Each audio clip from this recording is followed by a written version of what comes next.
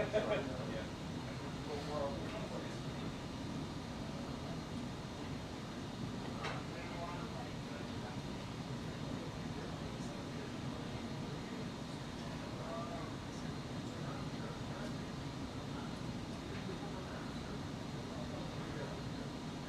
argument presented is that a given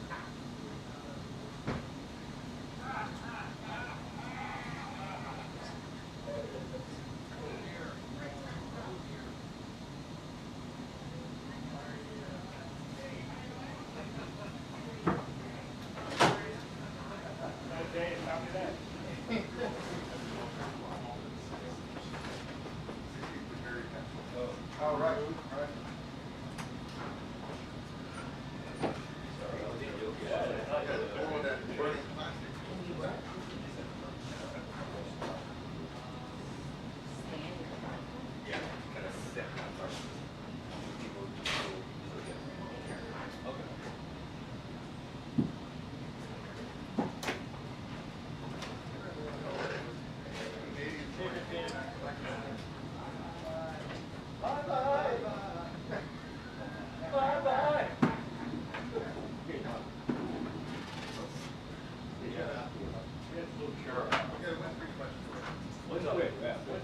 Is it a one-period question? I did like that light. His advice is better than mine. What's up? Oh, yeah, disposition? Taking a little vacation next week. A mulch.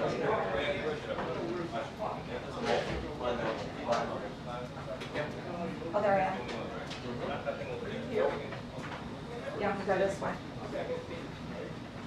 Hi, Linda. Hi. How are you? Fine, thank you. Middle seat. Seen you in a long time. Oops. Sorry about that. I got it.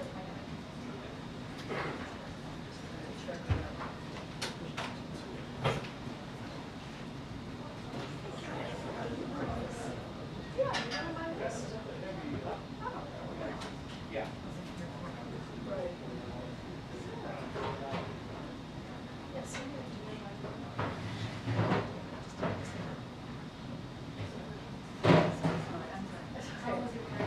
Oh my God, it was fantastic. Yeah. Well, I went to China, I had a town or whatever. Turkish Airlines, you know, they put you in the bus and take you into the city, show you all the sights.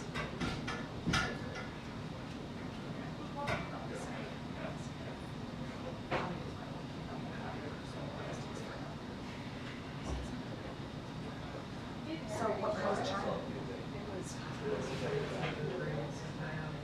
And that was a vacation? Yeah, that's right.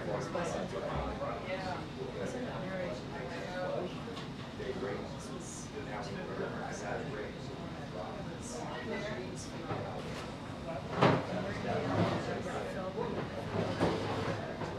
Hey, Nick. Yeah. Why don't you check the mics or anything with,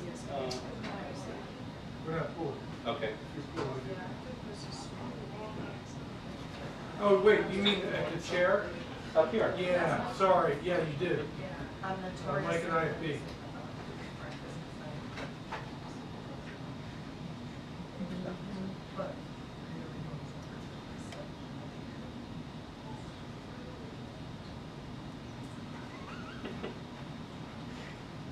So how's the wedding? How long were you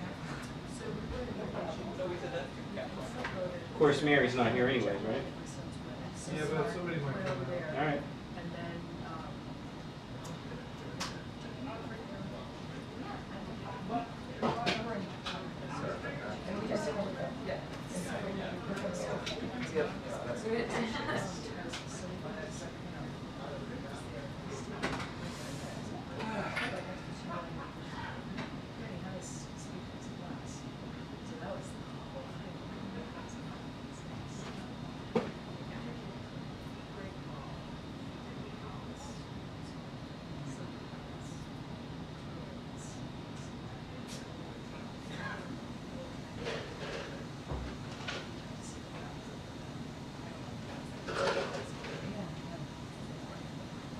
Hey, this is Irvin's briefing room, White House. Just have the mic and I'd be here. I want to make sure it's working fine.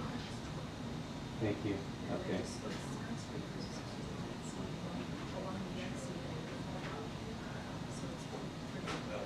Hey, Damon. I'm in the briefing room. I just wanted to check the mic and the IP if you can break into programming. Make sure you can hear me. You don't need it, huh? No, it's pretty Hillary. One more time? No, they were here. Yeah, gotcha.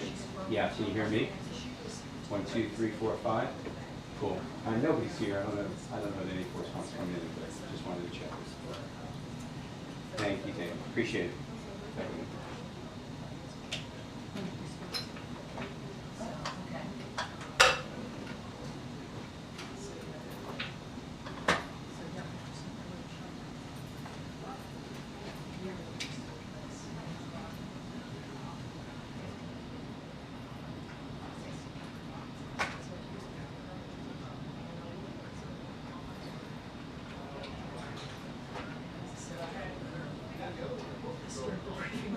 It'll go to homes all over.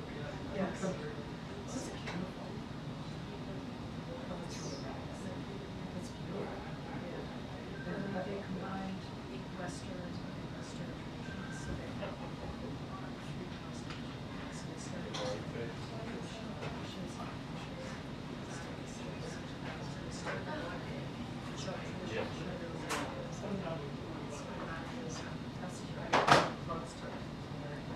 I got this, actually I bought this in, so I decided to wear the colors to the last. It's a great color.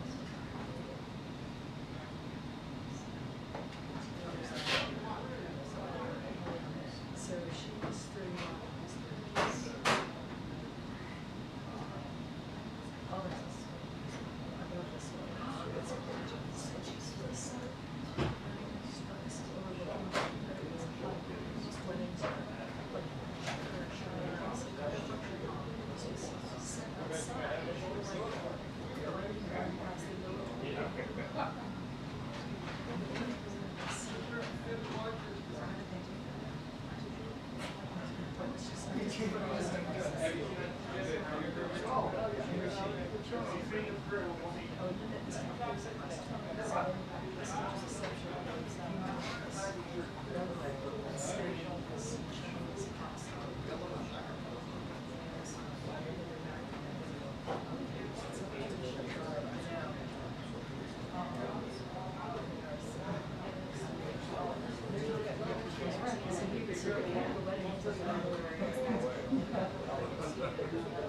Your husband?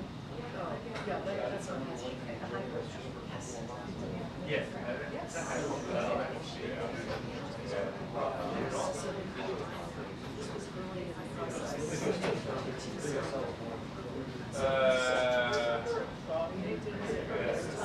I'm not sure about that. I don't know. I don't have the answer. I think video is more effective, but I think that.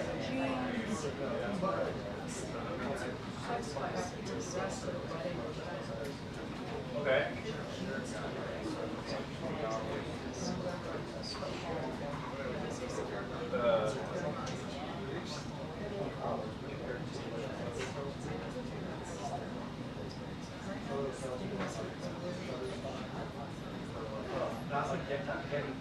Okay, so how much?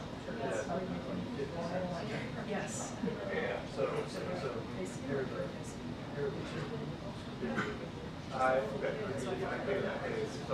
just have to.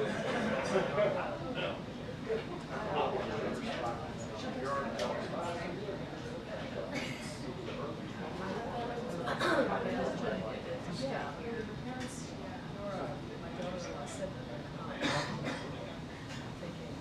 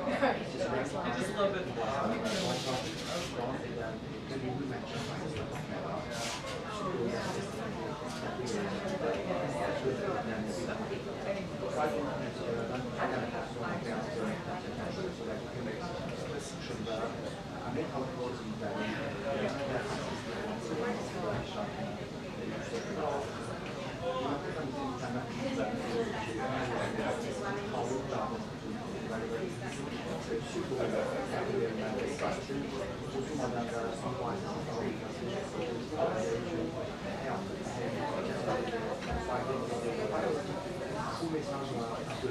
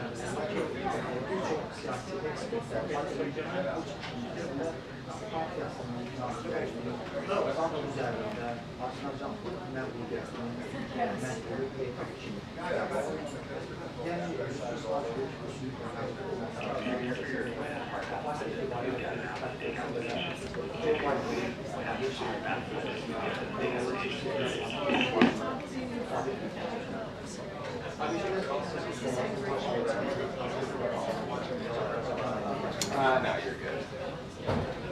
As I was walking over, I ran into a reporter who said he's going to. We're just doing the same exact. Group 7 says there's somebody in front of you running.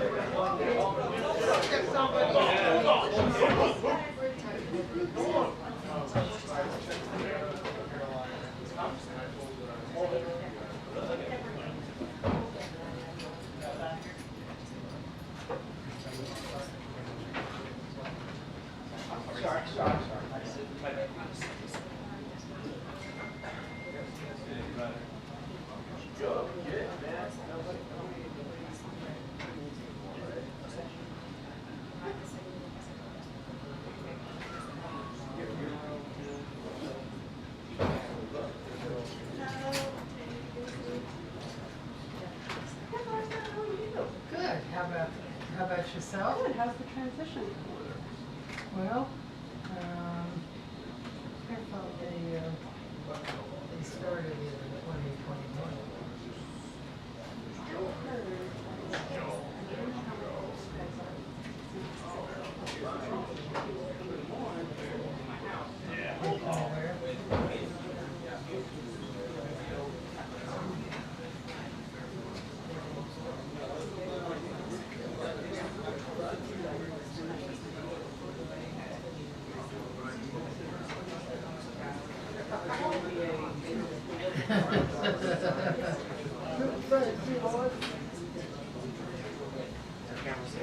I think so. See first. Yeah. Because that would really. It's our thing. Well, it's amazing. It's sending anybody so fast.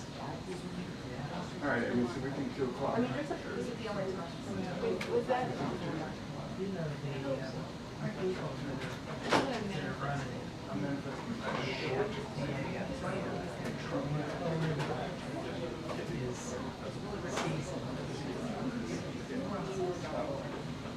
I think people get off like her, she's a bit restless. She's best places to work when she had SBA and the numbers. Yeah, she got very good leadership. Yeah, so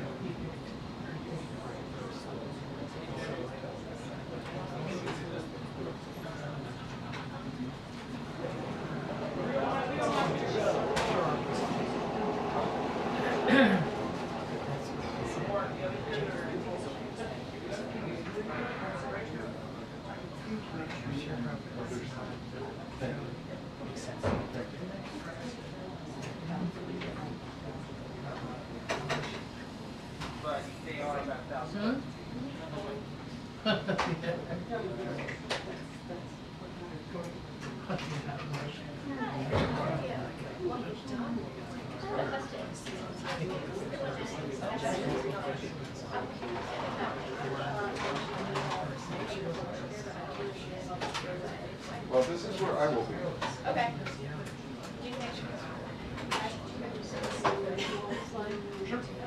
Yeah, like that. Is that all right with you? Yeah. Great, thanks.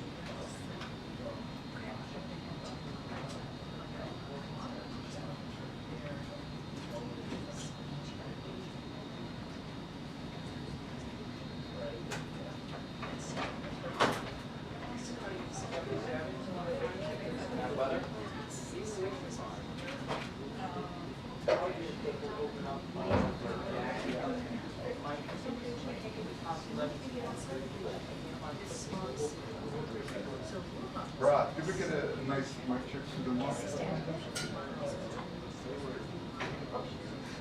Oh, so so you didn't listen. You want me to go and talk into it?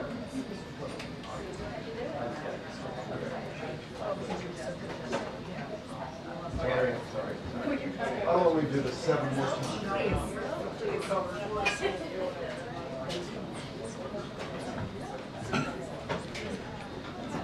1, 2, 3, 4, 5, 6, 7, 8, 9, 10. Podium mic, podium mic. 1, 2, 3, 4, 5, 6, 7, 8, 9, 10. 1, 2, 3, 4, 5, 6, 7, 8, 9, 10. I'm holding. Now I'm going to keep talking. 1, 2, 3, 4, 5, 6, 7, 8, 9, 10. Test 1, 2, 3, 4, 5, 6, 7, 8, 9, 10. Test 1, 2, 3, 4, 5, 6, 7, 8. Good. Now we know we paid attention in kindergarten. Now, whole numbers. Grab hold of it.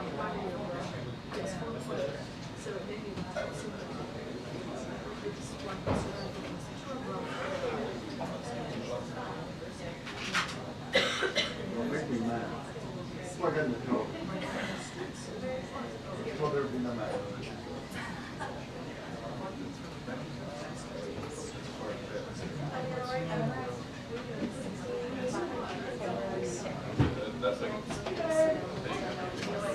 So we're getting tired. It's not a good time for that. Yeah, that's it, so.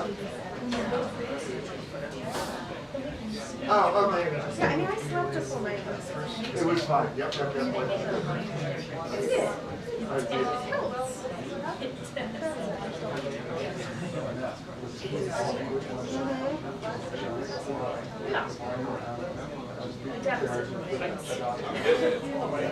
bugging us all day.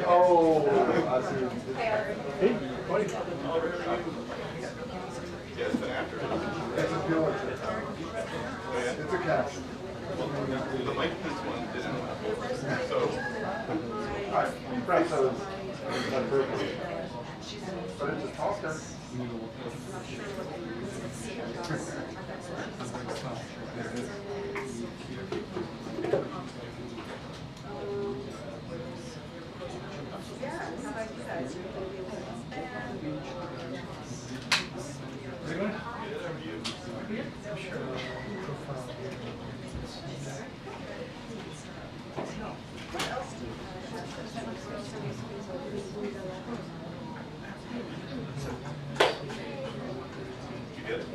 Oh, no, I was checking the microphone over there.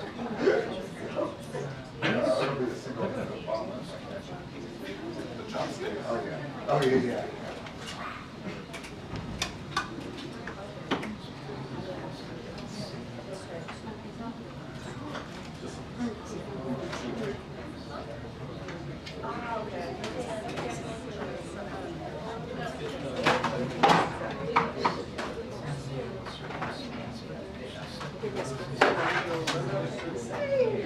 Yeah, I was like, It's new. Very small.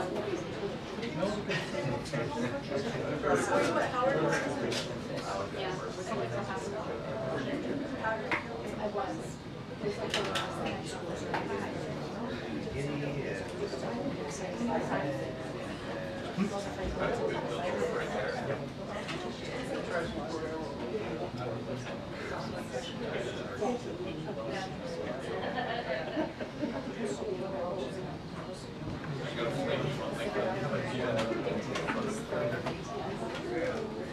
Oh, yeah, I see it.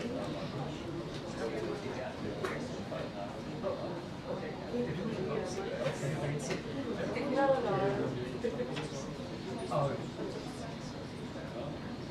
I was there today.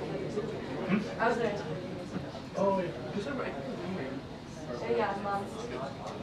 Yeah, were you guys still? Yeah. No, I think we must have worked together. Yeah. Cool. Yeah, we did. Yeah. Yeah, years ago. Tell us. No, I just finished a fellowship in New York actually, so I'm just now getting back. Yeah. I was in DC before. I went to GW and then with the Washington Park. Oh, after that I did a New York Times launch. How was it? It was really, really good. Yeah, it was amazing because I was editing. Actually, I was doing kind of what you did. Where I was going. I'd done more photo editing and then I was doing so I was photo editing at NPR when I got the fellowship, and I was like, oh, like I was doing photography full time for a year. Hello. Is it alright if I do like I don't want to be any feelings. The death room is going to be loud. Just going looking for myself.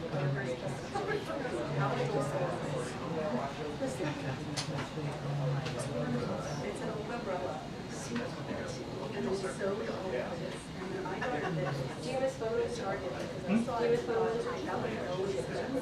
Well, I still have to do it. Here? Okay. But yeah, the pose is different. Because it's like the stories, fun stuff. You get to assign here? Now that we're so, it's just only 5 hours. Oh, Everybody's like, designated to specific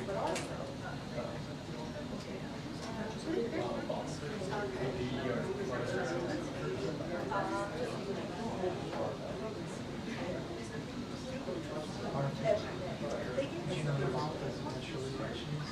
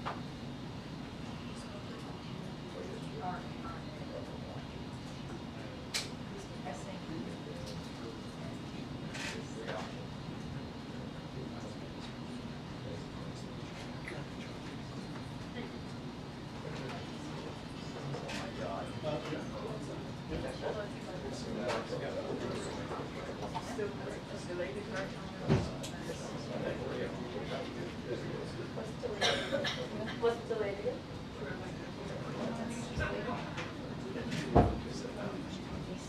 The press briefing will begin in 2 minutes. The press briefing will begin in 2 minutes.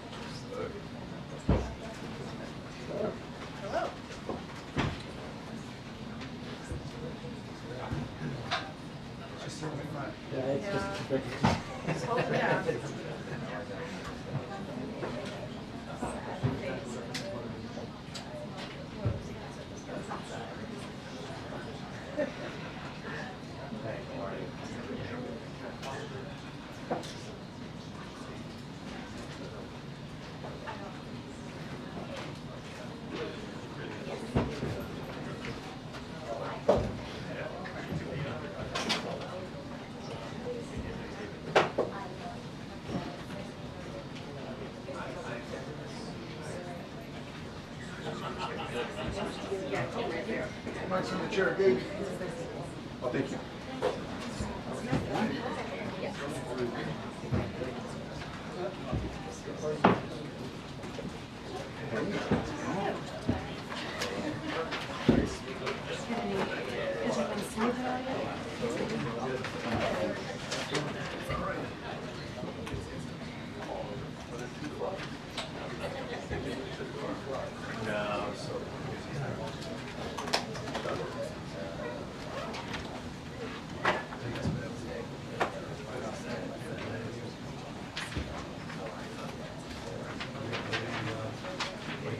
Okay, talk real quick, Dave.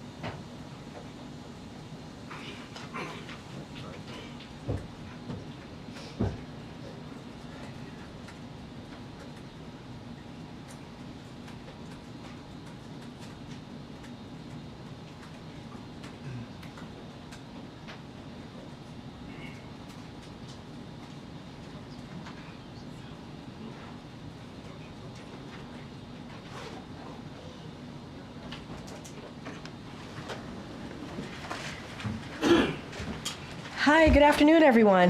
Good to welcome back to some of you out there who are on the trail. Good to see you all. Okay, as you just heard from the president, President Biden, he spoke with President-elect Trump to congratulate him on his victory. He also assured him that he would direct his entire administration to work with his team to ensure a peaceful and orderly transition of power. That is what the American people deserve. He also spoke with the vice president to congratulate her on a historic, inspiring campaign. And for some people, this election is a time of victory, and others, it's a time of loss. To state the obvious, Tuesday's night's results were not our team's desired outcome. There's going to be a lot of post-mortem analysis of what happened in the coming days, in the coming weeks, even in the coming months. And so I'm going to leave those questions to the election experts. That is certainly not my role today. But what you heard from President Biden is that the struggle for the soul of America since our very founding crosses generations and is always ongoing. It is still important today. The president and the vice president accept the choice the country has made. And because the president has said this many times, you heard him say this moments ago in the Rose Garden, you can't love your country only when you win, and you can't love your neighbor only when you agree. The president also spoke to the importance of the integrity of the American election system. It's honest, it's fair, and it's transparent. And it can be trusted, whether you win or you lose. The president and vice president are proud to be leaving behind the strongest economy in the world. And the president and the vice president are proud to have changed America for the better. That's going to be their focus in the upcoming remaining days. You heard the president say that we have 74 days left of his administration, and they are going to make every day count on behalf of the American people, regardless of who voted for them. With that, Zeke? Thanks, Corinne. First off, do you have an update on when the president-elect will come visit the president here? So as we said in our statement yesterday after the vice president spoke at Howard University, our teams, the president obviously invited the president-elect to the White House for them to meet. Our teams, their team and our team are working on that, and we certainly will share once we lock something in the near future. Second, when the president spoke in the Rose Garden a little bit ago, one thing he did not do was take any accountability for his party's defeat on Tuesday night. Does he feel any sense of responsibility for the outcome? Does he feel he should have done things differently through the course of this campaign? So there's a lot there, and let me, if you don't mind, give me a second to unpack all of this, because I think it's important for the American people to hear this as well. Look, the president has spoken to this, and I'll say it again here. He was certainly inspired by the campaign that the vice president ran. When he decided to pass the torch over to the vice president, you saw the party come right behind her, support her, right after he was able to do that. And it's because she was the right person for the job. You heard him say that in 2020, the reason why he selected her as her running mate, because he knew she would be able to do the job on day one. And you heard that obviously once he decided to pass the torch, which he didn't think about, give any second thought, right? He thought about it and did it. Like, it wasn't something that he gave a second thought to, as I just said. He knew it was the right thing to do. And I would want to say as well, is that if you look at the 4 years, almost 3+ years, there are some historic accomplishments that they were able to do together, whether it's beating Big Pharma, and now Medicare is able to negotiate, whether it's getting a bipartisan infrastructure law, whether it's the PACT Act, the Bipartisan Infrastructure, the CHIPS and Science Act, thank you so much. These are things that were able to get us out of the pandemic. And you heard me say at the top that the president is proud to leave the strongest economy for the next person that's coming, for the president-elect. And that's what they're going to inherit. But with all of that said, and this gets to your question, despite all of the accomplishments that we were able to get done, there were global headwinds that because of the COVID-19 pandemic, obviously COVID-19 led to disruptions with the supply chain, and it had a political toll on many incumbents if you look at what happened in 2024 globally. And that's part of what you saw, right? You saw that there was a political toll on incumbent parties around the world here. Now, I'm going to be very mindful and leave the political analysis to the pundits. They're going to dig in, they're going to look under the hood, they're going to see exactly what happened. But what we saw 2 nights ago was not unusual to what we have seen from the incumbencies around the world on the global stage. To restate my question, does the president feel any responsibility for the outcome? The president understands that he's going to respect the will of the people. That's what he understands. He understands that the American people made a decision, and he's going to respect that. He believed he made the right decision. When he stepped aside, decided that he wasn't going to run, he automatically... Guys, here's the thing, and we can't rewrite history. We have to remember what happened in 2022. 2022 is a perfect example, actually, because when we came out of 2022 midterms, we saw a successful midterms for any new administration in over 60 years. And it was because of the president's policies. And let's not forget that all of the accomplishments that the president did, again, I had listed the bipartisan infrastructure legislation, CHIPS and Science Act, the Inflation Reduction Act. Those are popular with the American people. They are. Those policies were indeed popular. And that's what got us through the 2022 midterm. It was supposed to be a red wave. That didn't happen. And so coming out of that, we did see some historic markers there. And so the president believed that he needed to do. He's always going to put the American people first. When he decided to step down and endorse immediately the vice president, that's what he thought was the right thing to do in that moment, in that time. One last one for me. I'm sure my colleagues have a few to unpack there. But the president entered office. He said he went around and traveled around the world. And he's always recount this anecdote of, I'd say America is back, and then they would say, but for how long? The world now has that answer. It was 4 years and 2 days. Does the president feel like he has let down America's allies and partners? That now sort of the very different worldview than him will now be in the Oval Office. So look, I'm not going to get into what the president-elect is going to do, not going to do. I'm not going to do that. What I'm going to say is the president's message is going to continue to be the same. American leadership matters. How we conduct ourselves on the global stage matters. We are indispensable nation on the world stage. That is what the president believes. And that is something that he's heard, to your point, when he was around the world. And he appreciates the cooperation that he's received from our partners and our allies.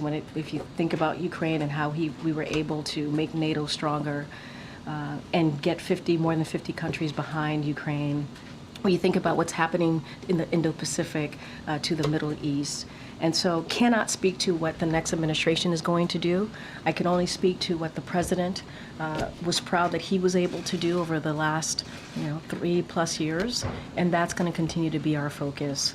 And that's what we believe is the right thing to do on behalf of the American people. Okay, Nancy. Thank you. Does the president have any regrets about when he chose to leave the race, or any regrets about deciding to run for a second term? Look, the president is very proud of what he was able to accomplish. He was very proud, and when he made that decision to hand over the torch, pass the torch to the vice president, he believed it was the right decision to make at that time. He believed that she was ready. She was ready to lead on day one, and has been very proud in what he's been able to deliver.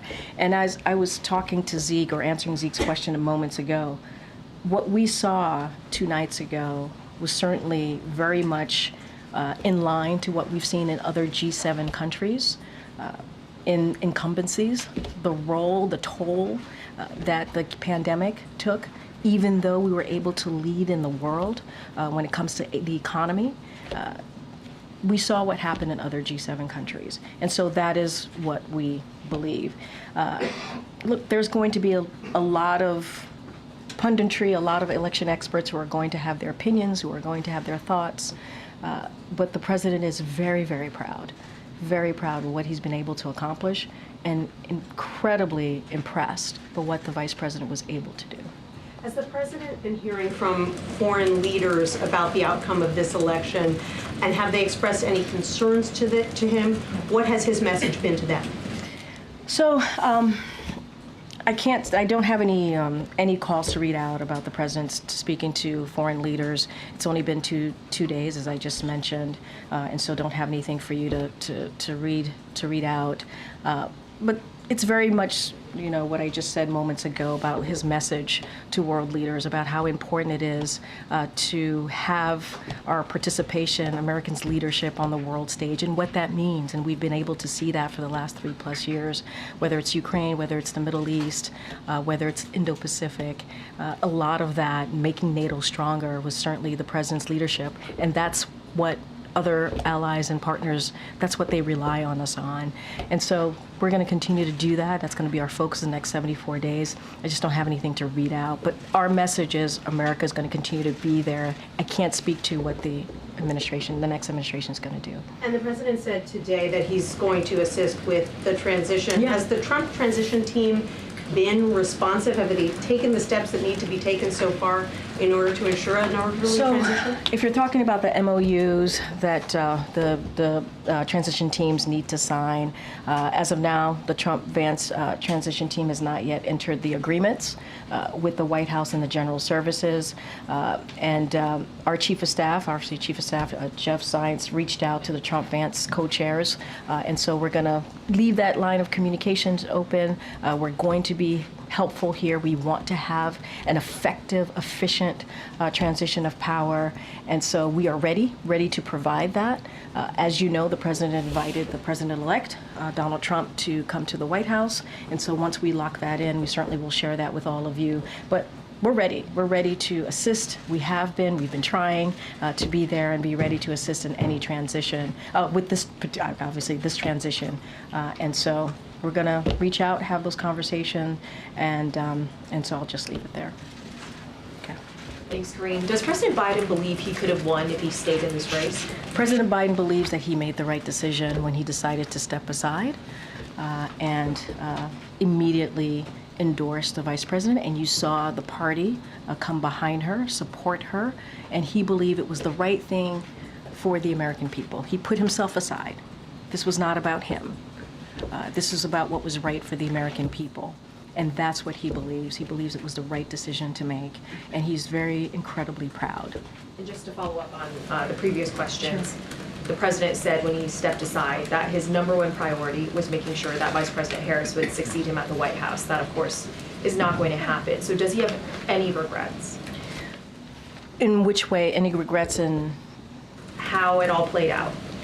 I mean, I said this at the top. This was not the outcome that our team had wanted.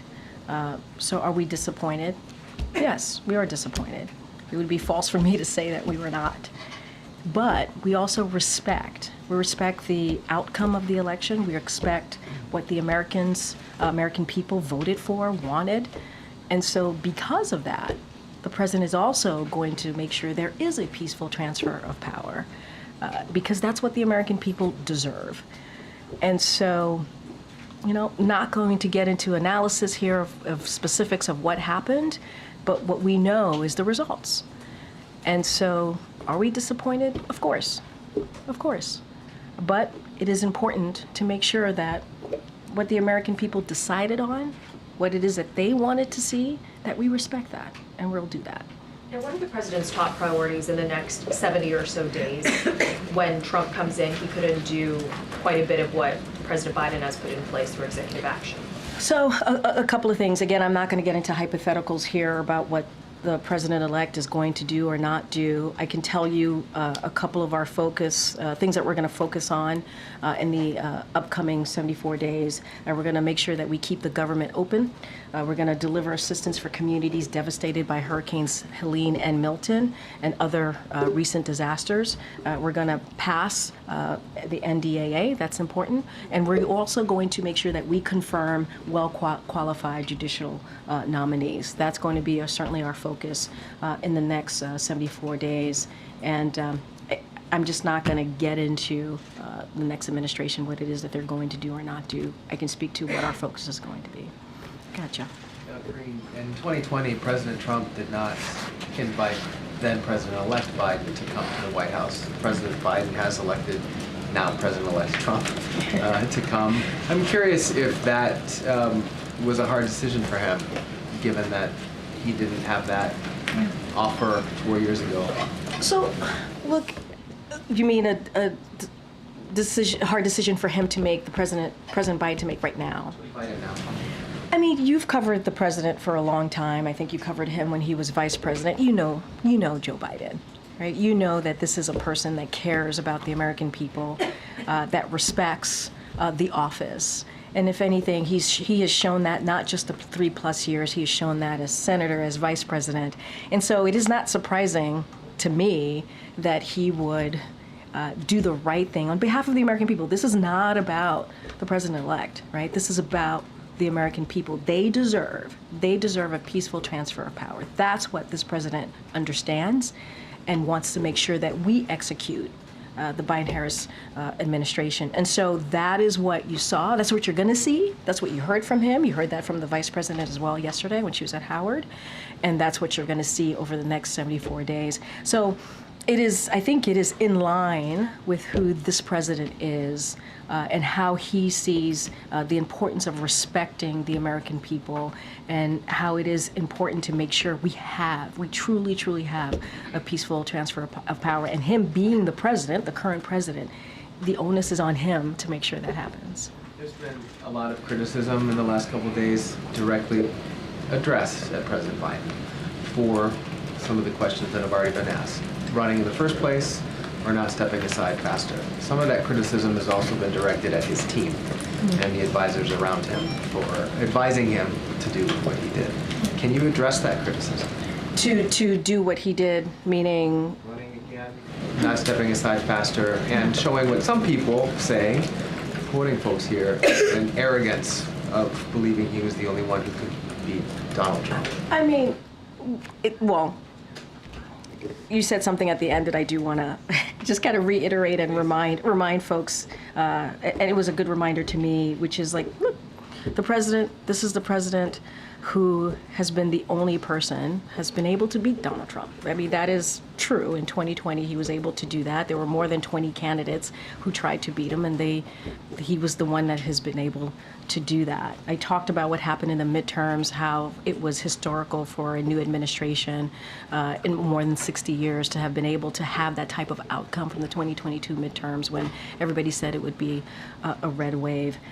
What I will also say is that he's incredibly proud of the campaign that this vice president ran. Incredibly proud of her. And when he did decide to step aside, he immediately endorsed her, and the party unified behind her. They did. He said that. My question is just if you can or want to address the criticism that's being directed at him for this loss. There's going to be a lot of people who are going to say a lot of things. There's going to be election experts who are going to look under the hood in the next couple of days and weeks and months, as I've said already, and they're going to have their opinion on this race. What I can say is that, and this is something the president says all the time, you get knocked down, you get back up. And the president said this moments again. This is a defeat, but we are not defeated. And the president believed he made the right decision on behalf of the American people, on behalf of this country, to step aside.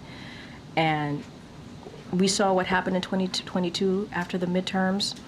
We saw where we were at that time. And this is how elections are. This is. It ebbs and flows. You win, you lose. And this is where we are today. What we're going to focus on is respecting the American people and how we move forward in the next 74 days. Thank you, Karine. You talked about the influence that the 2022 midterms had on the president's thinking to decide to run for re-election. But around that time in 2023, polls showed that roughly 80% of Americans believed at that time that the president was too old to serve another term. Did he believe those voters were wrong? What he believed is what 14 million voters decided in the primary, to make him, and the vice president, obviously she was on the ticket, the nominee. That's what happened. 14 million for this current past primary. 14 million Americans decided that. So they made their decision on who they wanted. They did. That was decided. Now, as we know, in July, the president made a decision to step aside, and he immediately, again, decided to, without thought, without, second guessing, endorsed the vice president. So you had 14 million Americans who made that decision in the primary. But around that time in 2023, the president's team also very firmly encouraged other rising stars, luminaries in the party, people who had participated in the primaries in the 2020 cycle, to rally behind the president and not to consider their own ambitions. Was that the wrong call? I'm not going to get into conversations. I'm not going to get into that reporting. It is not unusual for people to rally behind the leader of the party. In this case is Joe Biden for the Democratic Party. It is not unusual for that to happen. I'm not going to relitigate or get into what was said, not said. I actually don't have any information on that. What I can say is what the president decided to do, what the president believed, and what the president's going to continue to do is put the American people first. That is the most important thing for him. Does the president have worries about what the country and what this office will look like after January 20th? Look, the president is going to certainly, again, respect what majority of Americans decided. They decided they wanted Donald Trump to be president, and he's going to respect that. I don't want to get into hypotheticals about what's going to happen in the next administration, not happen in the next administration. We are proud, the president is incredibly proud of what he has been able to do for the American people. And that's going to continue to be his focus. I talked about the legislative focuses that we're going to have in the next 74 days. And he wants to continue to implement those historic legislations, now laws, that he was able to get done. And, the next administration is going to inherit a strong economy, which he's very proud about. But I think for now, I'm going to leave it there. And does the president hope to meet with the president-elect before leaving to go to South America, where he'll meet with world leaders? What I can tell you, it'll be in the near future. We're going to work that out. Certainly his staff is going to work with the staff of the president-elect to find a time that works for both. I can't say the timing just yet, but certainly you all will know when that occurs. But I can say for sure it will be in the near future. Okay. Thank you, Karine. So does the president believe that he could have beat Donald Trump? What the president believes is that he did the right thing for the American people. I'm not going to get into, what could have, would have. He believed he did the right thing. He believed that the vice president ran a great campaign. He's incredibly proud of what she's been able to do and how she was able to unify the party and how she stepped up and was able to get running with a impressive campaign. And so that's what he believed. He thought it was the right thing to do. And here's the thing, the party unified behind her. And I think that's what is important. He believed he did the right thing. So Republicans have threatened to repeal the Inflation Reduction Act. Mm-hmm. Does the White House have any plans to take any actions to safeguard some of the measures, such as clean energy investments, for instance? So a couple of things. I do want to talk about the Inflation Reduction Act. That is a popular piece of legislation, obviously, that became law. That is, when you think about climate change, the most comprehensive law to be passed to deal with climate change. I talked about beating Big Pharma. When you think about Medicare now being able to negotiate, and not only that, you're obviously to negotiate to lower cost. I mean, there is so much that comes out of the Inflation Reduction Act. Only Democrats voted for it. You have heard us warn about Congress trying to repeal that, and it is popular. We saw what happened when they tried to repeal the ACA, the Affordable Care Act, which became popular and helped tens of millions of people get health care. And so that should be a warning for them. That should be a warning for them, not to go after something that actually helps the American people, that actually delivers on key priorities, and that is actually popular. So I'll leave it there. Go ahead, John. Thanks, Corinne. One of the issues debated, discussed quite a bit during the course of the campaign was the issue of reproductive rights. Is the White House, the president, concerned that with a Republican in the White House, Republicans controlling the Senate, a super conservative majority on the Supreme Court, at the very least, we don't know what's going to happen in the House, that reproductive freedoms for women will be rolled back? I mean, that is something that we have said consistently that we are concerned about. I believe 3 national bans on abortion were introduced in Congress. This is something that Republican elected officials continue to go after, the rights for women to make decisions on their own body. Very difficult decision, a decision that should be kept between a woman, her family, and her doctor.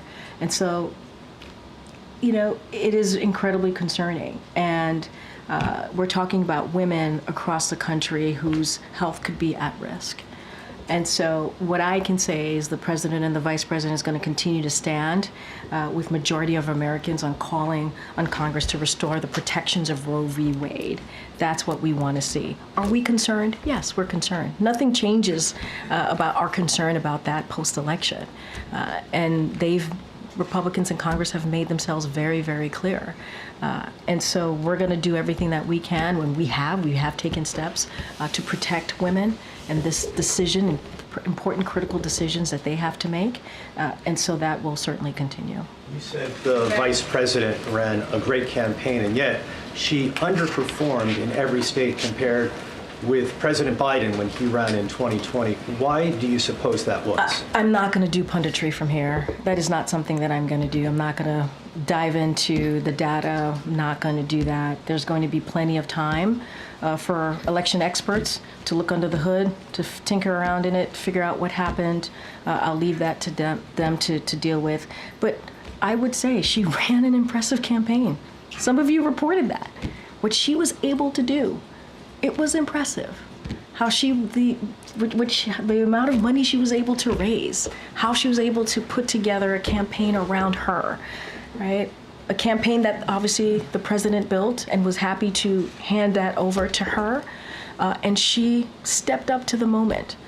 Now there's going to be a lot that's going to be discussed about what happened, the data, exactly what occurred, and so I'm going to leave that to them. But what I will say, and I think this is just a data point that I've been talking about what we've seen in G7 countries, what we've seen with incumbencies after the pandemic, because what the disruptions that the pandemic caused, even though we did everything that we could to have policies to get us out of the pandemic and leading the world on the economic front, there were political toll, right? The pandemic led to some political tolls for incumbencies. That's just a data point that I'm sharing with all of you that has been consistent to what we've seen with G7 countries. And so I'll just leave it there. Go ahead, Karen. We've heard the president say recently in the summer that the former President Trump's vision for America is dark and that it's not who we are. But given the results on Tuesday night, does he think he misjudged where the country is right now? Look, the country spoke. They did. Majority of the country spoke. They were very clear on where they wanted to see the direction of this country. And we're going to respect that. We are. We're going to respect that. But to your question about what the president said, the president always believes it is important to be honest. He sees it as an obligation to be honest to the American people. And that's what you heard from the president that said there. But again, American people made a decision. We're going to respect that. We're going to have a peaceful transfer of power. That is something the president is going to lead, right? He's going to lead by example. That's what you're going to continue to see in the next 74 days. Thanks, Corinne. Picking up on that point just a little bit, earlier you said that the White House's view when it came to reproductive rights did not change from pre and post-election. The president repeatedly referred to Donald Trump as a threat to democracy over and over again. And this morning, though, he said we're all going to be okay. So, was that just political rhetoric? I mean, if you know the president, you know that him saying we're all going to be okay, he's an optimist, right? He believes when you get knocked down, you get back up. We lost, but we're not defeated, right? We suffered a defeat, but we're not defeated. And that is the president's optimistic nature. And it's very similar to the question that I just got from Karen. The president believes, as you asked me about the threat to democracy, believes in being an obligation to be honest to the American people. And we cannot forget, it wasn't, just really quickly, it wasn't just the president who was saying this, right? I mean, you had the former president, now the president-elect, talked about an enemy within, right? He talked about mistreating Americans who disagree with him, about terminating the Constitution. We heard from his former Chief of Staff, John Kelly. And let's not forget the former Defense Secretary, Mark Esper. We heard from them and what they had to say. So we weren't the only ones saying that. And the president does believe that he needs to be honest, has an obligation to be honest to the American people. Now we're in a situation where the American people have spoken, and we're going to respect the outcome of the election 2 days ago, because we have to respect our election system. It's important to do that. And at the same time, he's still a leader. He wants to make sure that he shows optimism, right? He wants to make sure that people understand that there is a tomorrow, right? There is going to be another opportunity to have your voices heard. And so that is very much quintessential Joe Biden, I think, if you have followed him and really reported up on him for the past several years. To be clear, you still believe that Donald Trump is a threat to democracy? I think that the president was very clear what he stated, and it was very honest. And what we are trying to do, and I get your question, what we are trying to do is respect what the American people decided. We're not trying to cause any divisions here. We're trying to be very respectful of what the American people, but again, when he spoke, he wanted to be honest with the American people and shared what he believed, and it wasn't just him. But right now, we want to move forward. We want to make sure there's a peaceful transfer of power. That's what the American people deserve. On another topic, do the election results ramp up the urgency to get more aid to Ukraine? So look, I think in September, the president talked about surging aid to Ukraine, and we've been hearing us kind of announce aid to Ukraine over the past several weeks, if not months, and so that's not going to change. We're going to surge and get that out there to Ukraine. We understand how important it is to make sure they have what they need. And so that hasn't changed. That is no different. And so we're going to surging that aid to Ukraine. We're going to continue to make sure that they have the strongest, everything that they need on the battlefield to push back against Russia's aggression.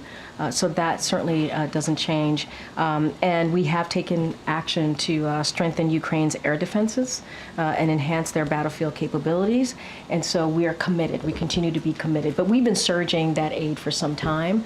Like I said, when the president made an announcement back on September 26th. And so that's going to continue for sure. And one last one, if I may. Senator Bernie Sanders, he says that he has suggested that party leadership abandon the working class. What's the White House response? I mean, look, obviously we respect Senator Sanders. He's been a partner with us in many of the important historic pieces of legislation that we were able to get passed. Certainly the senator has been a partner with us. Here's what I will say to that is the president has been called the the most pro-union president when it comes to working class, right? Pro-union, if you think about unions, we're talking about the working class, right? And he's done everything that he could to make sure that we created jobs where you don't need a college degree, right? Think about the Bipartisan Infrastructure Act, you think about the CHIPS and Science Act. Those legislation created jobs, are going to create thousands of jobs where you literally could get a six-figure salary a year and not have to have a college education. And the president created 16 million jobs in the past more than 3+ years.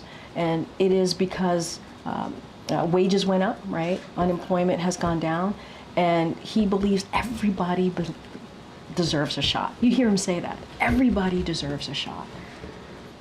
And building an economy from the bottom up, middle out, making sure that we are continuing to grow the middle class. I think you see that in his policies. And so, respectfully disagree with the senator, and I think you can talk to unions, you could see the jobs that we've been able to create to disprove that. And this is a president that cares certainly about the people who do get forgotten, the people who are not able to make ends meet. He understands what it's like to sit around a kitchen table trying to figure out how you're going to pay for a medical bill, how are you going to pay for your kids' school, how are you going to pay for groceries. And so does the vice president. Go ahead, Kim. President-elect Trump has heard from a number of world leaders since the election, Xi, Macron, Zelensky, Netanyahu. What is the level of concern that Trump may try to conduct foreign policy in this transition period and get in the way of some of the president's foreign policy priorities? I mean, look, it's not unusual, right, for a president-elect to hear for world leaders, especially after an election win. I don't have anything beyond that. I'm not going to speculate beyond that, and so I'm just gonna leave it there. And does the president see this election as a setback to some of the efforts he's been making to try to get the hostages released, to try to bring peace to Gaza?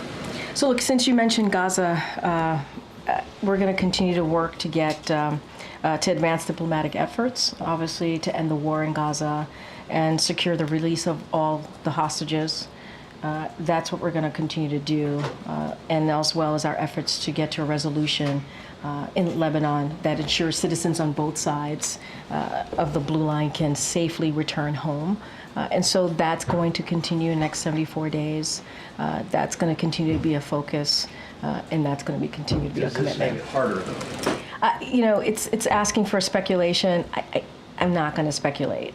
All I can speak to is what we're committed to do, but that doesn't change. That certainly doesn't change. Go ahead, Tam. Thank you. As you said, the Trump team hasn't yet signed those memorandums of understanding with GSA. Does that in any way impede your ability to help there be a smooth transition? Are there any practical implications in terms of what this White House is able to do? Okay, a couple of things. I'm glad you asked this. So there are two memoranda of understanding under the President Transition Act. The first one is the MOU that's with the GSA, which offers services like office space, equipment, and supplies. And then the second MOU is with the White House, which outlines access to agency employees, facilitates and information. So yesterday, the Chief of Staff here, Jeff Zients, reached out to Trump Vance transition co-chairs, that's Howard Lutnick and also Linda McMahon, to make clear our intention to lead an orderly transition and reiterate the role the agreements play in initiating transition activities. Zients, Jeff, acknowledged the public comments in mid-October by co-chairs that they intend to execute on the MOUs, which both parties in the past transition have agreed to. So he stressed that the White House and the administration, we're ready to assist. They said that they were going to, and so we'll leave that to them. What happens if they don't get signed? I'm not going to get into hypotheticals from here. Are you holding back anything now? I mean, look, we're here to assist. We want to have a peaceful transition of power. We want to make sure they have what they need. I laid out, there was a reason I wanted to lay out the two MOUs for folks to understand. And look, they said they have an intent to do so. We're going to leave it to them. That is really a question for them to answer. We are ready. We are prepared. We want this to work. And so we stand by that. And we heard from the president today, however, he did not take questions. We're hearing from you. We would like to hear from the president. It's traditional for the president to come out. It would be much easier to ask him, for instance, how he feels about the election. Sure. Are you going to make that happen? He will be looking forward to talking to all of you soon. And when that happens, we will let you know. You're talking about like a actual press conference? Press conference. Okay, we have 74 days. We have 74 days. Go ahead, Dan. Thanks, Karine. Does President Biden... does President Biden fear for Ukraine's future after Donald Trump's victory, given that he's, talks about cutting aid, about pushing through a peace deal? Look, I've been pretty consistent the past couple of questions. I don't want to speculate what the administration is going to do or not do. I'm going to focus on today. I'm going to focus on the next 74 days. That's what I can speak to. As you've seen, this president, our allies and partners have rallied behind Ukraine, stood up to Putin's brutal invasion of Ukraine, building a coalition of more than 50 countries to make sure Ukraine had what it needed on the battlefield. And we're going to continue to do that. We're going to continue to surge assistance, support that they need to Ukraine so that they are able to defend their freedom and fight for their independence and protect themselves from Russia's aggression. That is what we're committed to. That's what we're going to continue to do. I'm just not going to stand here and speak to what the administration is going to do or not going to do, the upcoming administration. I'm going to ask you to speculate one more time about something else. On a related note, Vladimir Putin said today he was ready to talk to Donald Trump. Would that be a good idea, do you think? I'm just not going to speak to that. I mean, he's the president-elect. That's what the American people decided. I can speak to what we're going to do the next 74 days, our continued commitment to make sure that Ukraine has what it needs to beat back Putin's aggression. And that's what I'm going to speak to. Okay. Thanks, Karine. I have two questions on pardons. The first, does the president intend to pardon any administration officials or people that Trump has threatened with any sort of legal actions? He's got 74 days, as you mentioned. Yeah, I know pardons is going to be a big part of the questions that I get here over the next several weeks and couple of months that we have. I don't have anything to share or any thought process on pardons. Once we have something to share, we certainly will share that. Secondly, his son, Hunter, is also up for being sentenced next month. Does the president have any intention of pardoning him? We've been asked that question multiple times. Our answer stands, which is no. You mentioned 2 MOUs. Yeah. Can you give us a flavor of what might be subsequent MOUs that might be coming up? I was talking about the transition and how that there's 2 MOUs that are related to the Transition Act, Transition Presidential Act, and that's what I was speaking to. I don't have anything else beyond that. This is part of the Transition Presidential Act, and that's what I was speaking of. I just wanted to make sure that there was an understanding that there's 2 MOUs. I don't have anything beyond that. Okay. Is the president still planning to attend APEC and the G20 summits next week? And if so, given there's such little time in office, what does he aim to do there, accomplish there? So look, he is planning to attend both conferences, if you will. He's going to be going to Peru and Brazil to attend those conferences respectfully. We will have more to share. I don't have anything beyond that, but I can confirm that the president will be attending. Okay, Anita in the back. Thank you. 2 foreign policy questions. First of all, what are your top foreign policy objectives in the next 74 days, especially vis-a-vis the Americans being held in Gaza and in Ukraine? What are you doing to work to, if you can't solve these problems in the next 74 days, to handle it in the next administration? So look, the president's going to continue, as more broadly, speaking of, in more general terms, speaking of the president's focus on foreign policy. He's going to continue to push forward with the progress that we've made over the 3+ years, and that's been on an array of important issues.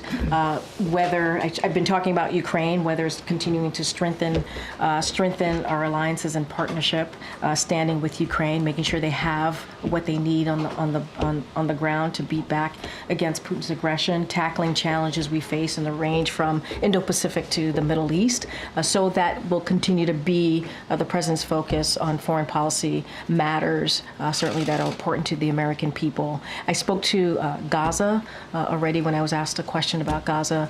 We're going to have those diplomatic conversations. We want to make sure that we bring the hostages home. That is all the hostages. That is a focus. And let's not forget Lebanon as well. We want to make sure there's a resolution there. And so that's a lot. That is nothing new to what the president has been focused on for the past several months or past 3+ years. And so we're going to continue to do that. With the next administration maybe finalizing the deal and getting the credit for that if you line it up? I mean, look, this is about what's right for the American people. You know, this is right. I mean, I just said moments ago, the president is very proud to be handing over the strongest economy.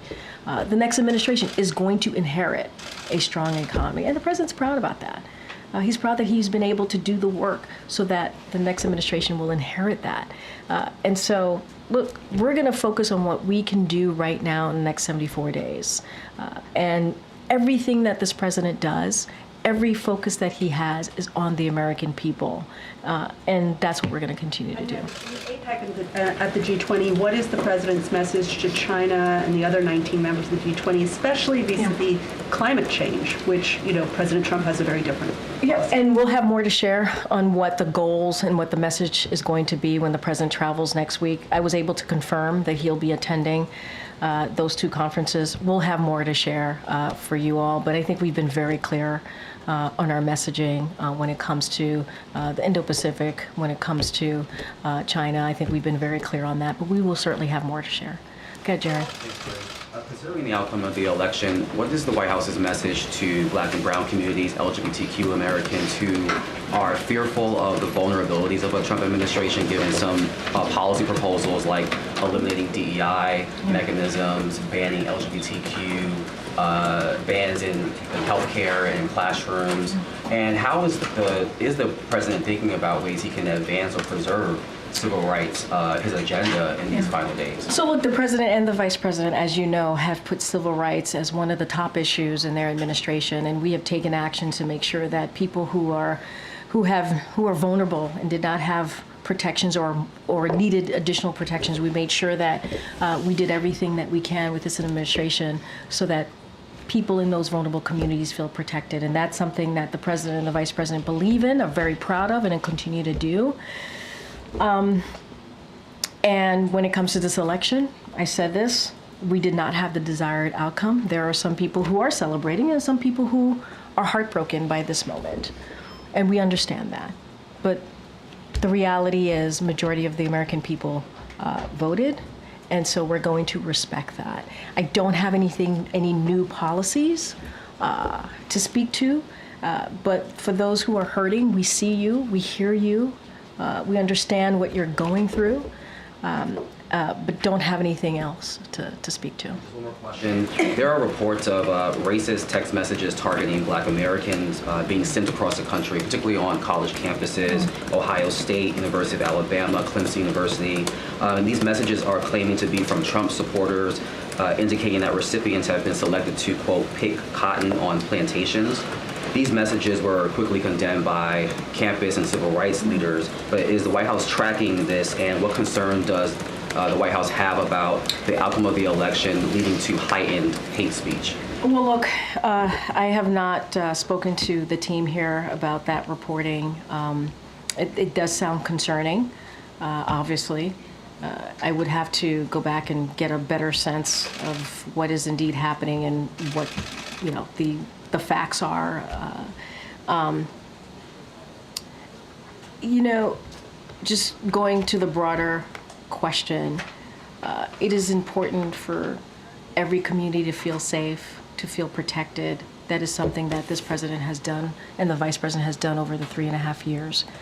We understand how vulnerable communities can feel, and it is important that we do that. And I think that's why in the next 74 days, the president wants to lead by example. That's why we keep talking about a peaceful transfer of power. That's why we keep talking about the importance of the election system and the results, because he believes it's important to, again, lead by example as president of the United States. And that's what we're going to do here. Again, I can't speak to the reportings directly. If it indeed is what's happening, it is concerning. And so let me talk to the team and get you a fuller answer. Okay, go ahead. What will Kamala focus on in next 74 days? And will she spoke with J.D. Vance? Oh wait, I'm sorry, you're talking about the vice president? Yes. Okay.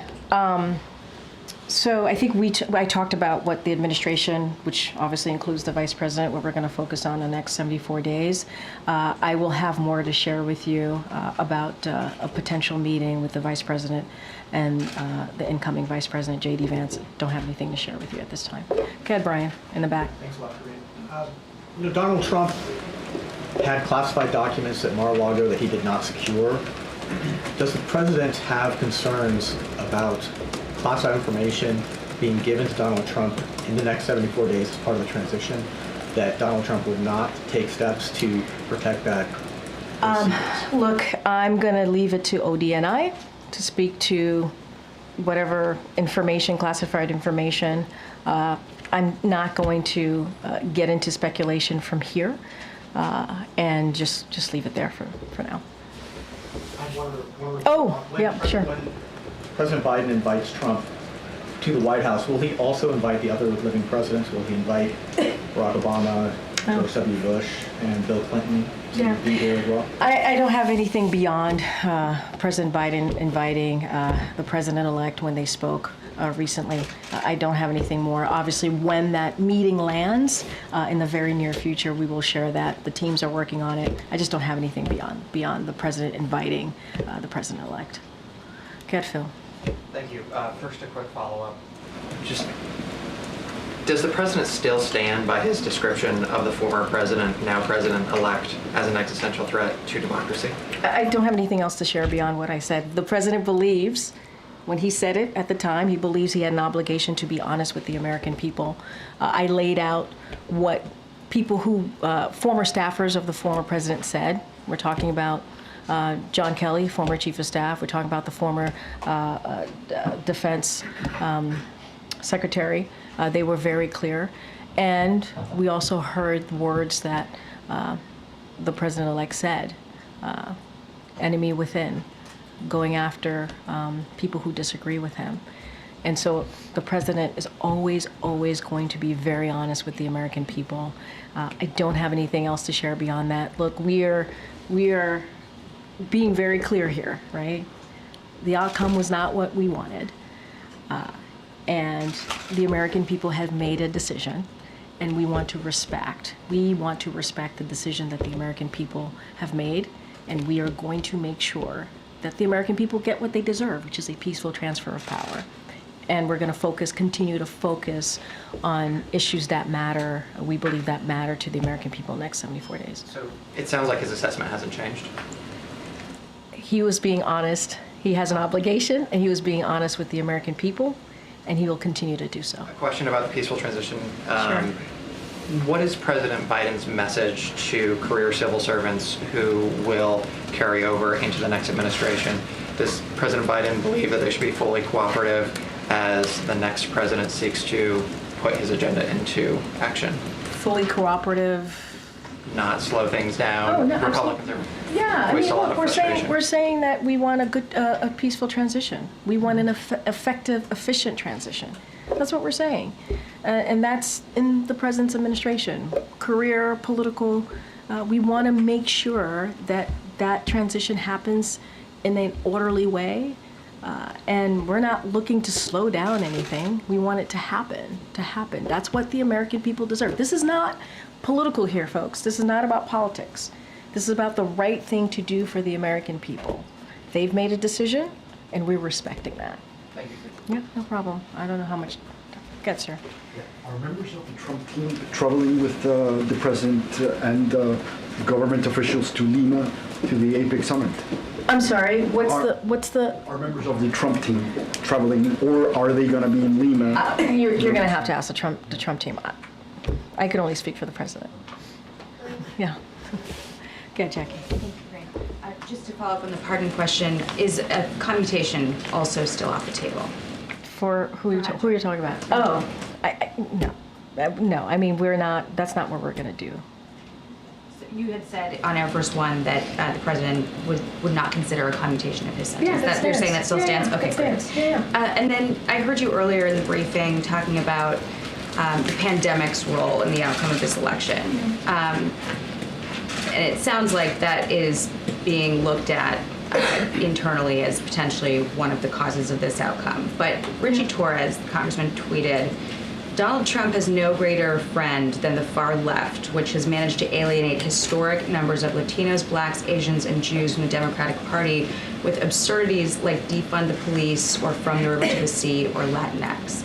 Is the administration, campaign, the Democratic Party looking at the pandemic as the cause rather than, is that easier than looking in the mirror? So look, let's step back here. I think I've been, and the president and the vice president has been pretty clear in understanding that the American people have spoken and respecting that. I think we have tried to be incredibly respectful of what happened 2 nights ago. And we're going to continue to do that. And I'm not going to speak to every person in the Democratic Party who has an opinion or a thought. I'm just not. It is not something that I'm going to do. I talked about the political toll on incumbent parties around the world as a data point, right? As something that we have seen pretty consistently with G7 allies in this time. And obviously, one of the things that occurred was the pandemic. It did. It caused disruption. It caused the supply chain to be disrupted and caused the economy to be turned upside down. While we put policies, and we are, in fact, leading the world on the economy, it doesn't stop the fact that there has been a political toll for incumbents. That is something that I'm telling you as a data point to share, because we know that you guys would have questions. That's a data point that I'm using. And I'm also saying that there's going to be election experts in the next days, weeks, months, who are going to, again, looking under the hood, kick the tires, trying to figure out exactly what happened 2 nights ago. And so they're the pundits. They're going to speak to that. They're the experts, and so we'll have more information as they look at the data. And so we'll leave that to them. And so I'm offering you our perspective, our thoughts, how we're going to move forward in the next 74 days. And I think what Americans should be assured of is that this is a president that's going to put the American people first.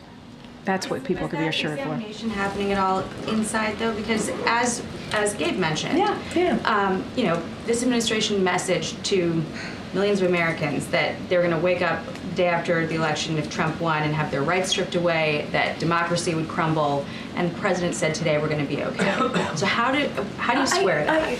I can square that. I'm going to square that in a way that hopefully makes sense, because I've been answering this question multiple times. The American people made the decision. There was an election 2 nights ago. There was. And it was a free and fair election. And we respect the election process. We do. And Americans spoke. And so the job of the president is to make sure we respect that. The job of the president is to make sure that we have a peaceful transfer of power. That is what the American people deserve. And that's what we're going to, it's not complicated. It's truly as simple as that. As simple as that. The president called the president-elect, invited him to the White House. You know why? Because that's customary. That is customary. That is what you do. If you respect what the American people decided, that's what you do. And that's what the president's going to make sure that the Trump transition has what it needs, which is being led obviously by our chief of staff here. Why? Because the president wants to lead by example. It's not complicated. It really isn't.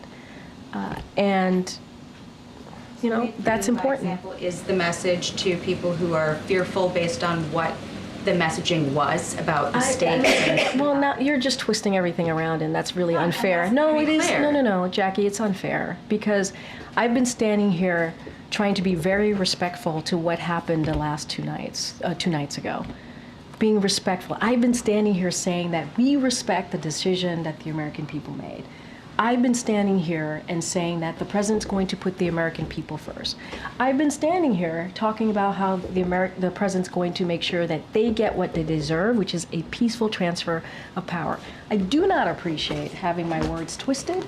That is, I am being very clear, very, very, very clear about what the president wants to do, and the vice president. We want to make sure that we deliver for the American people. They deserve a peaceful transfer of power, and that's what you're going to see. Thanks, everybody. Have a good day.